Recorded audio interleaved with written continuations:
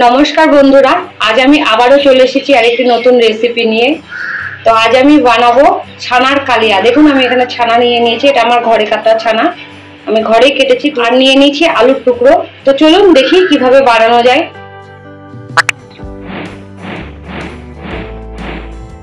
तो आमार किछुटा पेस्ट दरकार। देखुन आमी एखाने एकटा निये नियेछि टमेटो, दुटो लंका, কাঁচা লঙ্কা নিয়েছি, একটা লাল রং ধরে গেছে, আর নিয়েছি আদা।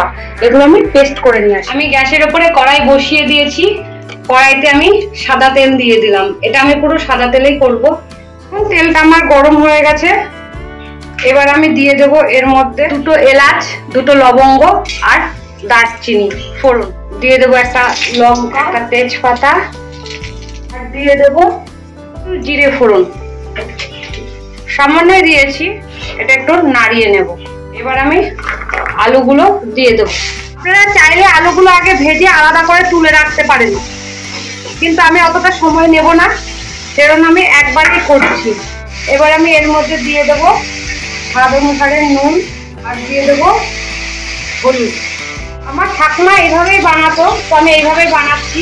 আপনারা যদি মনে করেন আলুটা আগে ভেজে নেব, তাহলে আপনারা আলুটা আগে ভেজে তুলে রাখবেন। আমি আলুটা একটু ঢাকা দিয়ে দেবো, তাহলে কি হবে, আলুটা তাড়াতাড়ি সেদ্ধ হয়ে যাবে। আমি একটু ঢাকা দিয়ে দিলাম। ঢাকনাটা খুলে আমি দেখে নেব আলুটা কতটা সেদ্ধ হয়েছে। দেখুন, এটা আমি আলুটা আমি ঢাকা দিয়ে দিয়ে সেদ্ধ করে নেব। প্রায় সেদ্ধ হয়ে গেছে, আর একটু ঢাকা দেব। তো দেখুন, আমি পেস্টটা তৈরি করে নিয়েছি টমেটো, আদা আর লঙ্কা। এর মধ্যে আমি দিয়ে দেব ধনের গুঁড়ো। তো এখানে আমি ধনের গুঁড়ো দিয়ে দিলাম। দিয়ে দেব জিরের গুঁড়ো। জিরের গুঁড়োটা অল্প পরিমাণে দেব। দিয়ে দেব কাশ্মীরি মির্চ, এটা রং হওয়ার জন্য, ঝাল হবে না, শুধু রং হবে। আমি ঢাকনাটা আরেকবার তুলে নেব। আলুটা আমার ফ্রাই হয়ে গেছে। এবার আমি এই মশলাটা এর মধ্যে দিয়ে দেব। বাটিটা ধুয়ে আমি একটু জল দিয়ে দেব। এবার মশলাটা আমি ভালো করে কষিয়ে নেব। মশলাটা আমার কষানো হয়ে গেছে, কেমন তেল ছেড়ে দিয়েছে। এবার আমি দিয়ে দেব চিনি। চিনিটা দিয়ে আমি নাড়িয়ে নেব। আর আমি এর মধ্যে দিয়ে দেব কিছুটা কিশমিশ নিয়েছি, কিশমিশগুলো আমি এর মধ্যে দিয়ে দেব। আর দিয়ে দেব কাজু। এগুলো দিয়েও আমি একটু নাড়িয়ে নেব।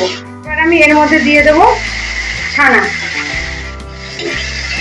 ছানাটাকে আমি ভালো করে কষিয়ে নেব। বেশি নয়, 2 মিনিট কষালেই হয়ে যাবে।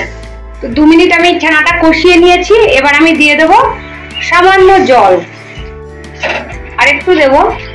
খুন্তির গায়ে লেগে আছে ছানা, এটা একটু জল দিয়ে নামিয়ে নেব। এবার এটা আমি ফুটতে সময় দেব। এবার আমি এটা একটু ঢাকা দিয়ে রাখবো।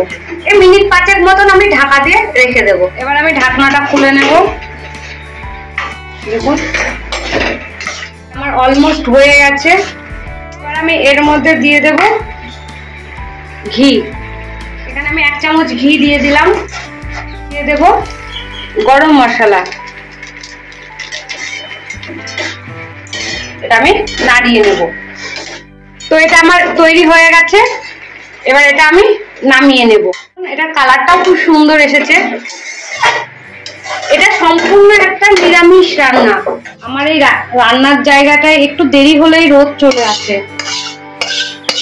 12টা বাজবে কিনা অমনি রোদ চলে আসে। আপনারা একবার হলেও এই রান্নাটা অবশ্যই বানাবেন। এটা খেতে সত্যি খুব ভালো লাগে। বাচ্চা থেকে বয়স্ক সকলেই এটা পছন্দ করবে। এই রেসিপিটা আপনারা রুটি, পরোটা, লুচি বা সাদা ভাত, পোলাও, ফ্রাইড রাইস যাই দিয়ে খান না কেন খুব ভালো লাগবে। আপনারা অনেক রকম ভাবে ছানার কালিয়া খেয়েছেন, তো আমি যেভাবে বানালাম এটা আমার ঠাকুমার রেসিপি। ঠাকুমাও এইভাবে বানাতো, তো এইভাবে একবার বানাবেন, খুব তাড়াতাড়ি হয়েও যায়। তো আপনারা অবশ্যই এইভাবে একবার বানাবেন, আর আমাকে কমেন্টে জানাবেন কেমন হয়েছে। এটা নিরামিষ দিনে আপনারা বানিয়ে খাবেন, মাছ মাংসকেও এটা হার মানাবে। ভিডিওটা এতক্ষণ দেখার জন্য অনেক ধন্যবাদ। ভিডিওটাকে অনেক অনেক করে লাইক করুন, শেয়ার করুন, আর এই চ্যানেলটিকে সাবস্ক্রাইব করে রাখুন, যাতে আগামী ভিডিওগুলো আপনারা খুব সহজে আর তাড়াতাড়ি পেয়ে যান।